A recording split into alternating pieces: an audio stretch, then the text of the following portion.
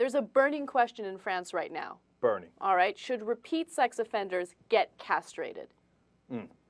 Now, we're talking about chemical castration, right? Chemical castration. What that basically means is they use drugs to lower sex drive of the offenders. Now, why is this coming up? Because this is coming up because of a 63-year-old man by the name of Francis Evrard. He was a repeat sex offender, and as soon as after he spent half his life in jail and was released, he drugged and raped a 5-year-old boy. Yeah, and so they don't have the death penalty in France, and it wouldn't apply to this anyway. Right. And so they think, well, maybe another way to handle this is by doing chemical castration. In fact, this guy, Francis Evrard, has asked for chemical castration. Right. He wrote a letter to Sarkozy and asked for him to get the chemical castration. Because he says, look, these are my urges, and I just can't stop myself, so help me to do this. The father of the 5-year-old isn't buying it. Right. And he happens to be Turkish, by the way, I can tell from his name. And he said, look, he's just... he didn't say this right after he got caught. He waited 2 years, and right before his sentencing, all of a sudden asked for this. It's a way of trying to get leniency, and he's full of crap. I tend to side with the father. Now, look, should we do chemical castration? Now, I'm sympathetic to that, right? Because these guys are the worst of the worst. I mean, they're monsters. I mean, 5-year-old boy to do that, drug, rape, etc. I mean, can't imagine anything worse, right? So part of me wants to say, okay, let's go get the sons of bitches, right? On the other hand, it seems inhumane and chilling, and ultimately I think it sets a bad precedent, okay? Because we start with the worst of the worst. We start with child molesters, right? Then we move to rape, sensible, chemical castration for repeat offenders of rape. And then it stops being repeat offenders. Then it starts being date rape. And then you find out 10 years later it didn't really happen that way. And then next thing you know, you've chemically castrated all these people.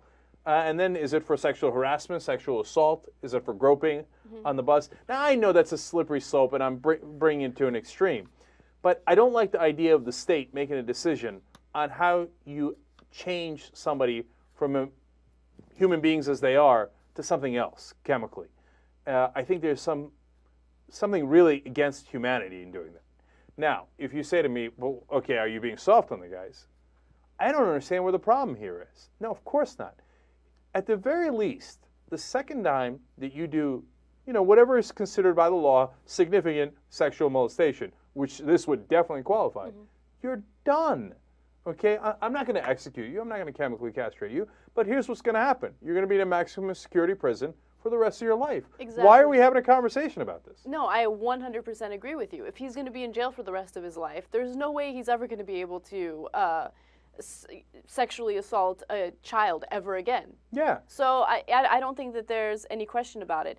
And to be honest with you, I know that chemical castration is not exactly the same as torture, but I kind of see it as torture in a way. No, you're taking away somebody's humanity. There's something wrong about that, not because I'm in favor of this guy or that I want to protect this guy, but as a general principle. I don't want that idea to spread, because when the government starts doing something, it's tough to get a hold of it, okay?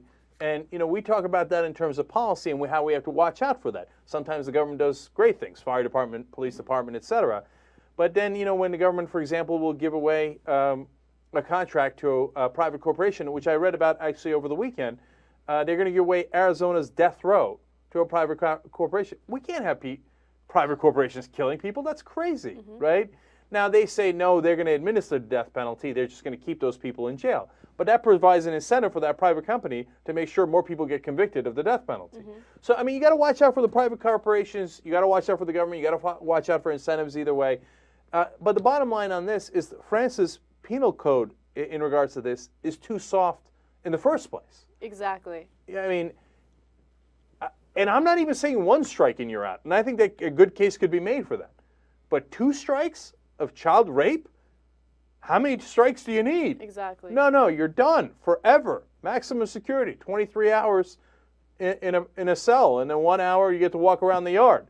That's your life. You're done. Okay. I don't know why they would ever let these guys out. I think that's the unconscionable part. And then that way you really prevent this. And I don't even know if chemical castration is going to work. Here's what I know is going to work. Your ass in a jail cell for the rest of your life. Right. If you like this clip, you'll love the whole show. You can watch that at theyoungturks.com.